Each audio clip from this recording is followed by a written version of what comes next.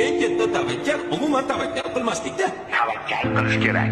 Shunda yo yutadi, yo aksi bo'ladi. Sirli masalliqni o'zi yo'q. Qarib ketibsiz. Umroqan daryo deyishadi. Kimga yoqmasa o'zlari o'zgarsinlar, sen emas. Manmanlik halokatlarning birinchi sababchisi bo'ladi.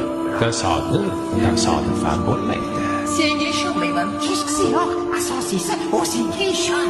Xato qilish bizga xos. Kechirish esa ilohiy. Hamma gap o'zingda.